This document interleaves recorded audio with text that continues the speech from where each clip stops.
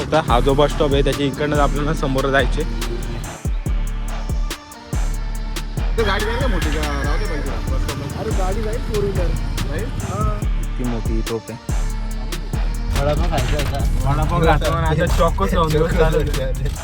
मग कंटिन्यू चढाई आहे कंटिन्यू. आपल्याला इकडे नाही जायचा ते इथून वरती जायचे. बघू शकता तुम्ही. तर जय शिवराय मित्रांनो. तर आज आम्ही येऊन पोहोचलोय द्रोणगिरीगडला भेट देण्यासाठी. आपल्याबरोबर आहे आदित्य, आकाश सर आणि अवी. तर आता आम्ही सध्या मार्केटला आहे इथे उरण मार्केटला. बस स्टॉपला इथं आलोय. पहिले काहीतरी खाऊ आम्ही ना मग बघू काय विचार करायचा. तर चला समोर तिकडे गड आहे. तर आपल्याबरोबर अवी सर आहे. काय म्हणणार तरी आपली लास्ट म्हणजे कोरीगडला गेलो होतो तेव्हा ते काही जास्त बोलले नव्हते. आज काहीतरी आपल्याला संवाद होईल त्यांच्याबरोबर. नक्कीच. आदित्य तू पहिल्यांदा आला आमच्याबरोबर, काय म्हणणार? पहिल्यांदा म्हणजे आमच्या ग्रुपमध्ये पहिल्यांदा आला ना. कंटिन्यू करत राहतो आपण सारखं. बघू आता पुढे काय होतं ते. सर काय म्हणतात? ते डोलेले सुचले एकदम. भूक लागले पहिले काय खाऊन घेऊया. पहिले काहीतरी खाऊ ना मग बघू. मित्रांनो आता आम्ही निघलोय. आम्हाला काय खायला भेटणार नाही. बघू शकता हा जो बस स्टॉप आहे त्याच्या इकडनं आपल्याला समोर जायचे. आपण आपल्याकडे लिंबू साखर कारंजा आमच्या ते चकले वेगळे पण जमले. मित्रांनो जर तुम्ही आले तर गावातूनच रस्ता आहे. बघू शकता समोर. आपल्याला गावातूनच जायचे. तर गावातूनच रस्ता आहे. मित्रांनो जर तुम्हाला काय खायला पाहिजे असेल तर तिथलं बस स्टॉपची घ्या खायला, कारण की नंतर कुठं काय भेटणार नाही. बघू शकता समोर आहे आपलं दिसतंय द्रोणगिरीगड.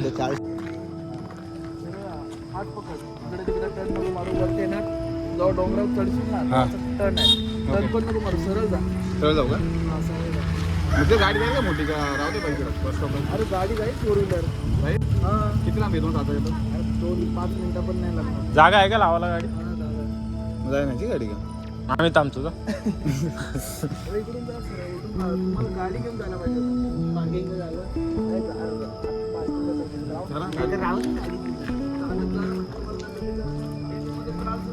येत्यानंतर बघा प्रॉब्लेम झाले जरा. आता विषय असा झालाय की आम्ही लावली गाडी तिथं डेपोमध्ये बस स्टॉप. जा गाडी घेऊन जा.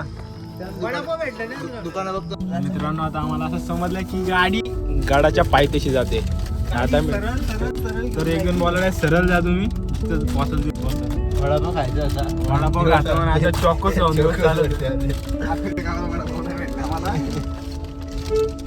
तर गावातूनच रस्ता आहे आणि आपण गावागावातूनच जायचे.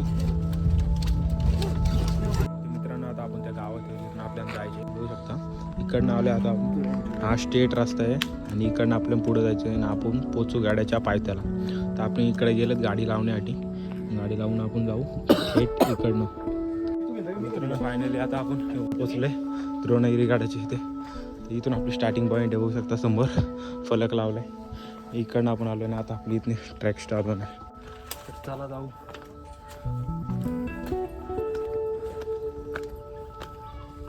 तर मित्रांनो तसं सोप्पाचे जर तुम्ही तसं त्या गावामध्ये आले तुम्ही कोणाला पण विचारलं तरी ते रस्ते सांगतील तुम्हाला की कुठून जायचे ते. बघू शकता सध्याचं चढाईचे जा.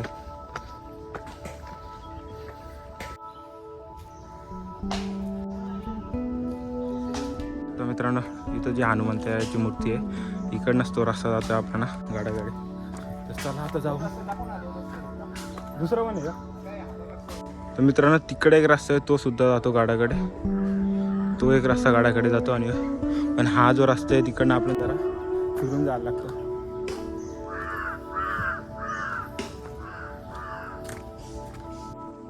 मित्रांनो तसं गाडाची उंची जास्त नाही आहे त्यामुळे तुमचा अर्धा तासात हा ट्रेक कंप्लीट होईल. अर्धा तास लागेल तुम्हाला वरती जाण्यासाठी आणि वरती फिरण्यासाठी कमीत कमी 1 तासात तुमचा पूर्ण फिरून होईल. आता आम्ही निघालो. बघू शकता असं काही रूट आहे जाण्यासाठी. मित्रांनो तसं बघू शकता तुम्ही प्रत्येक आपल्याला मार्किंग दिसते की पुढे जाण्यासाठी. आणि बाकीचं जसं सोप्पंच बघू शकता तुम्ही पायवाटी क्लिअर दिसते आपल्याला. तर मित्रांनो फक्त अर्धा अशी ट्रॅकिंग आहे. मग कंटिन्यू चढाई आहे कंटिन्यू. तर पूर्णपणे वाट लागली. तर मित्रांनो आता बुरुजाची इथे येऊन पोचते. गोष्ट हा समोर बुरुज आहे, पण थोडीफार ते तटबंदी राहिली, बाकी तर पूर्ण ढासळलेला आपल्याला दिसतं. मित्रांनो आता कुठे आपल्याला सपाटी लागली. कंटिन्यू वरती चढायचं कंटिन्यू.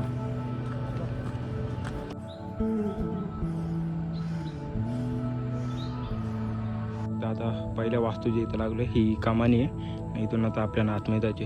तर कमानीची तर बघू शकता तुम्ही तटबंदी राहिली आणि थोडीफार ढासळलेली आपल्याला दिसते. आणि इथून आता आपण पुढे जाणार आहोत. तर जसं आपण त्या कमानीतून आतमध्ये शिरतो बघू शकता हा समोर पोर्तुगालीन कालीचा चर्च आहे आणि समोर आपल्याला तोफ दिसते आणि समोर भगवा ध्वज. इथून आता आपण पुढे जाणार आहोत. आतमध्ये जाऊन बघू चर्चमध्ये काय काय आपल्याला वास्तू बघायला मिळतात का. इतकी मोठी तोफ आहे आणि समोर हा चर्च. आपण चर्चच्या आतमध्ये जाणार आहोत आणि यासमोर ध्वज आहे बघवा. तर चला आपण आता जाऊन बघू चर्चच्या आतमध्ये जाऊन बघू नक्की आपल्याला काय वास्तू बघायला मिळते आणि आपल्याला शकता काय असं चर्च आहे. तर आपल्याला हे एंट्री बघायला मिळते, भली मोठ्याची एंट्री आहे आणि वरती काहीतरी आपल्याला असं खिडकीसारखं बघायला मिळतं. पूर्णपणे अशी चर्च ही. इकडे सुद्धा एक रस्ता जातोय, तर बघू आपण जाऊन इकडे काय आहे. मित्रांनो आता आपण जो बघू शकतो ध्वज आहे इथून निघालो आणि इथून जो रस्ता एक जातोय तो आपल्याला एक प्रवेशद्वार आहे तिथे घेऊन जातो. तर आता प्रवेशद्वाराची इथं चाललोय.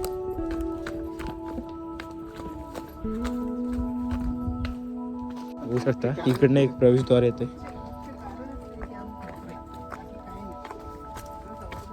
मित्रांनो फायनली आता आपण येऊन पोहोचले. बघू शकता इथे गणपती बाप्पाची मूर्ती आहे आणि हा मूल प्रवेशद्वार आहे जिकडनं आपण येतो. पण आपण जो आलो तो मागचा होता, मागून मागच्या साईडनं आलेलो आणि हा मूल आहे. आणि बघू शकता दोन्ही साईडला देवड्या बनवल्यात आणि समोर मूर्ती.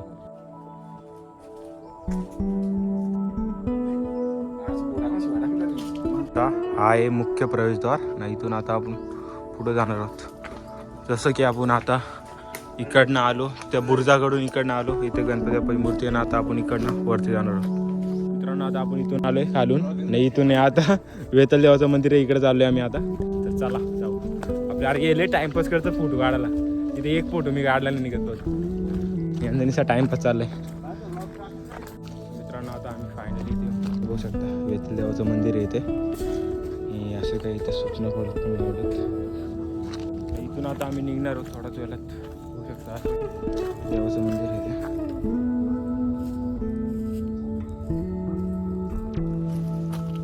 मित्रांनो जसं आपण इकडनं आल्यानंतर मागून आपल्याला इकडे नाही जायचा, ते इथून वरती जायचे. बघू शकता तुम्ही इथून आपल्याला वरती जायचे. आणि आता आम्ही चाललोय रिटर्न जिकडनं आपण आलो होतो. वरतीचा रस्ता आम्ही धरला. मित्रांनो आता फायनली आमचं गड एक्सप्लोर करून झालं आहे. जर तुम्हाला ब्लॉग आवडला असेल तर लाईक करा, सबस्क्राईब करा. मी भेटतो तुम्हाला एक नवीन ब्लॉगमध्ये. बाय.